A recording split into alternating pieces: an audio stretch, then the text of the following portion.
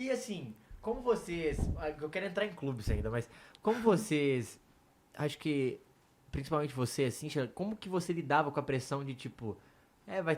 Beleza, é um jogo. Vai ser bola nela. Tipo assim, você tinha uma responsabilidade? Beleza, durante o jogo a gente sabe que se vir, foda-se, vambora. Mas o pré-campeonato, o pré-jogo, como que era. Você recebia isso? Essa pressão? Muito naturalmente pra mim, assim. Eu acho que as coisas aconteceram naturais na minha vida. Eu sempre tive um objetivo, até mandei essa carta pra Fabi ontem, um objetivo muito grande, 2 objetivos na minha vida. Primeiro, ser campeã olímpica.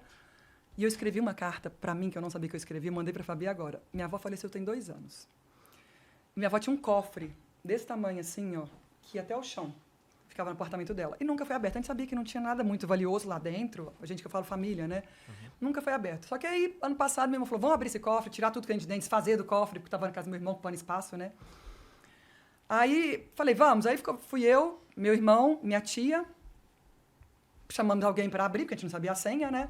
Aí foi abrir o cofre. Aí tanto de baboseira que minha avó guardava, fora os passaportes também, que ela não sei porque guarda passaporte dentro do cofre, naquela época guardava. Um tanto de coisinha dela, assim, devia ser valiosa para ela, vamos dizer assim. E uma carta que eu escrevi, uma carta assim, um papel que eu escrevi, e eu escrevo assim, eu vou ser a melhor jogadora de vôlei do mundo. Algumas vezes eu escrevo isso, aí eu falo assim, o único problema é que eu tenho 97, tá? Eu tenho muitas dores no joelho, no ombro, uma hora na mão, sei lá o quê.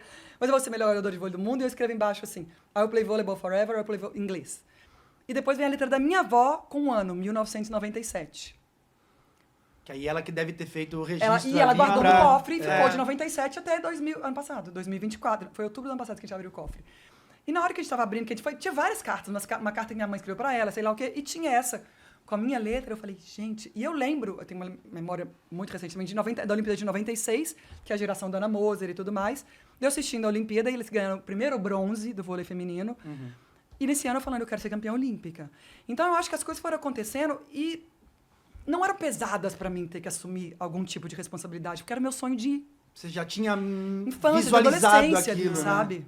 Cara, mas é muito interessante isso, porque você não separa as pessoas, e aí eu falo isso porque a gente já conversou com muita gente aqui.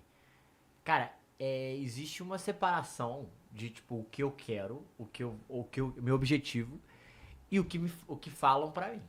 E é muito louco pra você ser natural, porque você tá remando junto, meu objetivo é esse mesmo, vambora, beleza. Porque tem pessoas que dividem isso no sentido de, não, quando chegou aqui, essa pressão foi muito maior do que eu imaginava. Tipo, na sua cabeça, não é que você não. Talvez você nem percebeu, porque você tava tão vidrada isso aqui, concentrada no foco. Mas é muito interessante isso, cara. E tem uma coisa também que eu lembro que você falou do primeiro título da Superliga 2001, que a Fofão era capitã. Foi meu primeiro time profissional e a Fofão era capitã, né? Eu tive sorte de já estar com a Fofão no primeiro ano profissional, assim. E eu lembro quando a gente foi entrar, era no Mineirinho. Aí. Mineirinho. Não era lá no Maracanãzinho, era no Mineirinho. Quando a gente foi entrar no Mineirinho, era Minas e Osasco. A Fofão jogava no Minas e a Virna era capitã de Osasco. E o ginásio estava com 22 mil pessoas. Então, isso é meu primeiro jogo realmente importante. Eu nem jogava titular. Mas o primeiro jogo importante, assim, eu entrava muito no jogo. Eu entrava toda hora em inversão, eu entrava muito mesmo. E na hora que a gente foi entrar, a Virna estava esperando para entrar junto, para não ser vaiada, que a maioria da torcida era nossa, né? Aí a Fofão vira e fala assim, eu vou fingir, vira para trás e fala, eu vou fingir que eu vou entrar, vou dar um trotezinho, vou frear na porta e a Virna vai entrar. E na hora que a Fofa faz isso, freia, eu tava com aquele friozinho na barra, e ela freia, e o ginásio, em cima de Osasco, mas você não tá entendendo a altura. Me deu um frio na barriga, que é aquele negócio do medo, que eu acho que é, mas que virou uma coisa boa. Então toda vez que eu senti esse friozinho na barriga, esse coração acelerado, pra mim, me remetia àquele negócio que foi uma sensação muito boa de ver Osasco sendo vaiado, e da gente já começar ganhando ali aquele jogo, entendeu? Caraca, que louco. Então tem eu acho que tudo isso fez pra mim essa jornada ser mais leve. Mudou pra uma coisa positiva e não uma coisa pesada. Quão importante foi o Rizola na carreira de vocês? A gente sabe que o Rizola foi um treinador formador excepcional, multicampeão na base. Ele não foi na sua base, mas na minha ele era o Rizola. E que até hoje atua, né? Ele é imprescindível, fez um trabalho espetacular recentemente na Colômbia, acho que agora ele tá no Peru também, como gestor de todas... Mas como foi importante, assim, na carreira de vocês, o Rizola? Muito importante, assim, pra mim. Pra mim também. É o que eu falo, a primeira oportunidade em seleção de base ali, quem me deu foi o Rizola. E esse ano, no Minas, era o Rizola, o técnico. Ele que fez essa primeira convocação nossa ali pra jogar adulto. Mas deixa eu só voltar um pouquinho nisso que você estava falando em relação à Sheila. A nossa geração, a gente sempre, o nosso treino era o extremo. Então, a gente tinha muita pressão dentro do treinamento. E eu lembro que o Zé sempre falava isso. Se eu não colocar pressão em você aqui agora, na hora que chegar no jogo, eu não sei se você vai suportar. Ou como que você vai reagir durante o jogo ou a partida. Já tô te calejando aqui, né? Então, assim, era muita pressão. Então, o tempo inteiro, é o que eu falei, Pressão cobrando aí ali no pé mesmo. no pé. Entendi. Então, quando chegava no jogo, por exemplo, o Bernardo, ele sempre falava assim, quando chegar no jogo, é um momento, entre aspas, que você tem que se divertir. Então, o treino ali, ele te cobrava o máximo, você fazia 50 mil repetições, então a gente já se tornava confiante.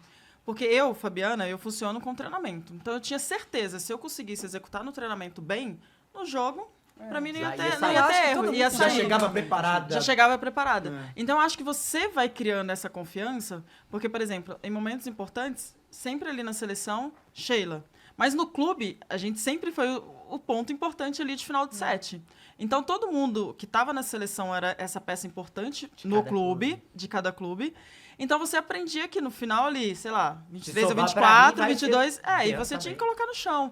Só que essa pressão, essa confiança já vinha desde o treinamento. Então, ali no jogo, eu falava, não, eu sei o que eu tenho que fazer. Eu estou preparada para esse momento. Interessante a cabeça dele. Mas eu acho que é isso mesmo, assim, o jogo é o momento que você se prepara, é o momento mais gostoso, entendeu? Lógico que quando eu falo assim, hoje me perguntaram assim, qual que foi o momento mais marcante seu dentro da quadra? Eu falei, vou falar um momento marcante feliz, porque eu tenho momentos marcantes tristes também. Entendeu? Aí falei da Olimpíada de 2008, até que você falou que é a primeira. Mas é isso, eu acho que o jogo é, vamos falar, a cereja do bolo. É a melhor hora. Você treina, eu vou falar assim, aquela adolescente lá, eu treinei a vida inteira pra estar naquele momento, entendeu? Nossa, elas sofreram muito mesmo. Dá pra sentir agora. Não, o jogo, sério, era o melhor momento. Se você fala assim, Fabi, você quer voltar se for só pra jogar? O que você sente falta? Dos jogos bons. Não vem falar de jogo, não. De jogo mais ou menos. Jogos bons. Mas o vestiário dá saudade também, né? Essa resenha, Ah, esse convívio, a viagem, essa parceria. Tá, mas é que eu falo assim, aquela emoção, friozinho na barriga do jogo, nada substitui. Os negócios do vestiário, a gente se encontra ainda, né, Fabi? Não, são raros momentos, a gente se reúne. A resenha é a mesma, gente. É muito legal. Então, agora essa emoção de jogo não tem mais. E vocês estão aqui reunidas junto agora, ó. Grudadinhas. Vocês encontraram algo que supra essa adrenalina, essa necessidade, Eu fui essa pra yoga pra emoção? relaxar. Eu acho que são momentos diferentes. Porque, por exemplo, assim, você fala, sentiu uma emoção. Eu não posso dizer que é igual a uma Olimpíada. Mas o nascimento do meu filho, pra mim, foi muito marcante. Então, não tem o que falar. São emoções diferentes. Então são emoções diferentes. Então, às vezes, o meu casamento. Então, assim, são coisas que você vai conquistando na vida que, pra mim, é a medalha olímpica, sabe? Mais do que eu ter meu filho, pra mim, é mais que uma medalha olímpica. Porque vocês um grande sonho.